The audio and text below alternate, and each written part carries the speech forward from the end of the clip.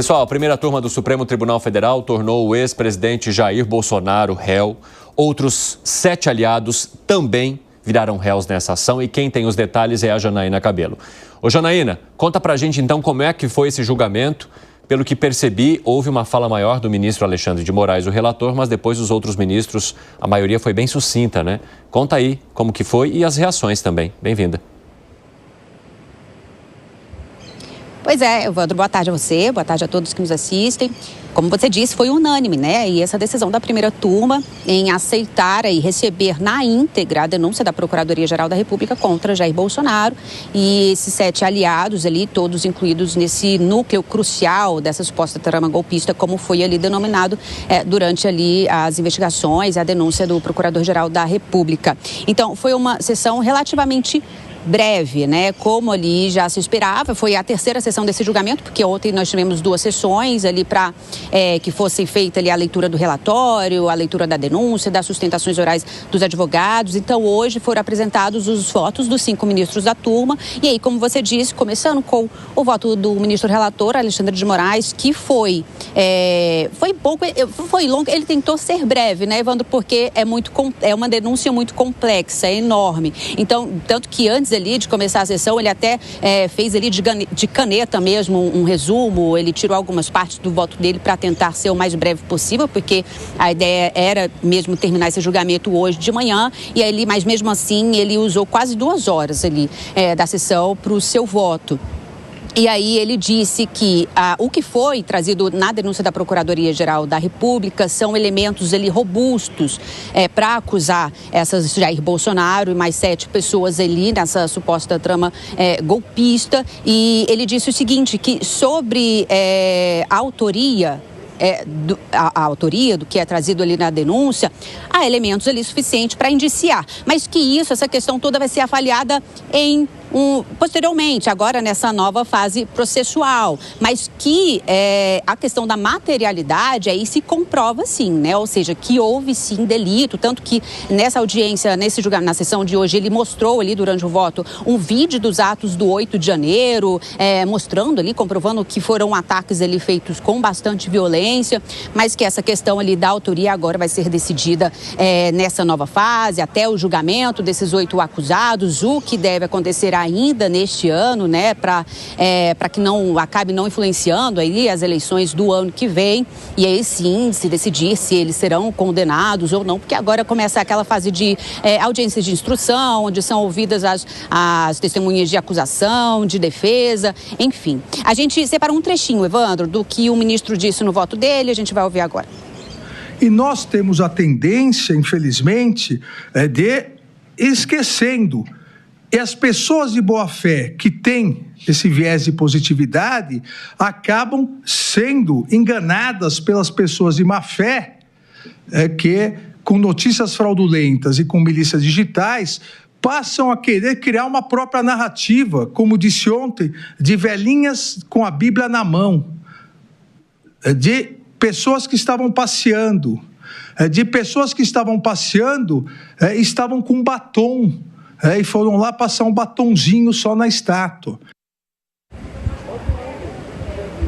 Pois é, o ministro aí falando, por exemplo, dos ataques do 8 de janeiro, né? E aí, no final do voto dele, ele dedicou ali um bom tempo para falar sobre a acusação contra Jair Bolsonaro, dizendo também que há indícios suficientes para que ele se torne réu no Supremo Tribunal Federal. E citou vários episódios aí do ex-presidente Jair Bolsonaro, por exemplo, disse que ele citou aquela reunião de julho de 2022, quando ali já se vislumbrava uma possível eleição do presidente Lula, né? Durante ali a campanha, quando ali realmente ele ficou preocupado, e aí, de fato, esse trabalho ali para uma tentativa de golpe de Estado realmente tem ali se colocado mais forte, né, ali entre ele e os aliados. Ele cita episódios antes mesmo disso, como, por exemplo, aquela manifestação no dia 7 de setembro de 2021, onde ele disse que não necessariamente precisavam ser cumpridas as decisões do STF. Ele cita as minutas, por exemplo, que foram encontradas, minutas de golpe que foram encontradas no celular de Mauro Cid, na casa de Anderson Torres, aquela minuta também que foi entregue, que teria sido entregue a Jair Bolsonaro, segundo as investigações ali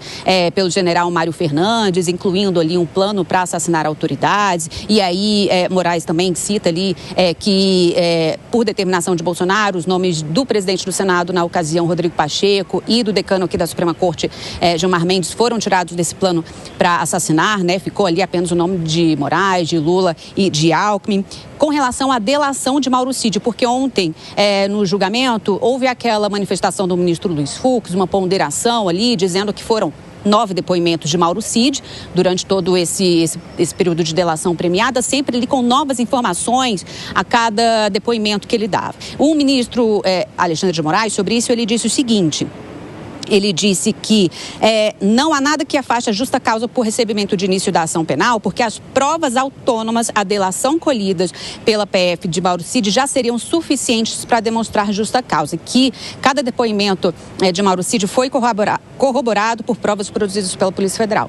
Na sequência ali veio o voto do ministro Flávio Dino, e ele lembrou que nas sustentações orais de ontem, os advogados, eles não descaracterizaram a materialidade do crime, apenas ali se preocuparam em afastar a autoria. E aí o ministro também fala sobre o crime de associação criminosa armada. Ele explicou ali que um grupo armado não necessariamente ali quer dizer que cada pessoa estava com uma arma, mas sim ali mesmo aqueles que estavam com um batom, por exemplo, pichando uma estátua, uma escultura, um símbolo aqui na Praça dos Três Poderes, mas estava envolvida em um grupo que tinha pessoas armadas.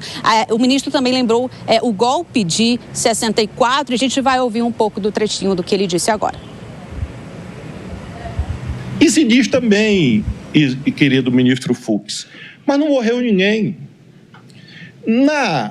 No dia 1º de abril de 64, também não morreu ninguém. Mas centenas e milhares morreram depois. Golpe de Estado mata. Não importa se isto é no dia, no mês seguinte ou alguns anos depois.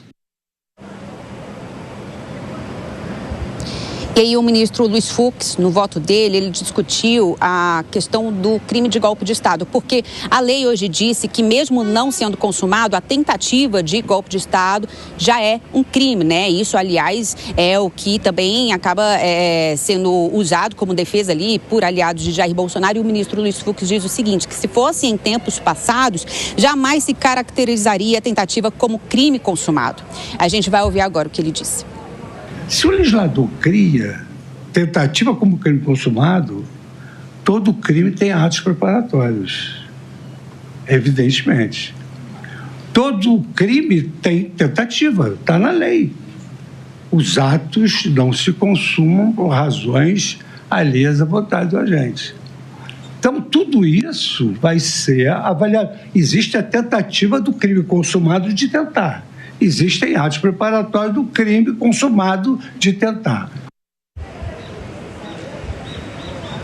Pois é, esse aí é o voto do ministro Luiz Fux, que inclusive durante essa nova fase aí processual, até que se julgue o mérito disso, ele vai levar em questão ali, levantar os questionamentos sobre a delação de Mauro Cid.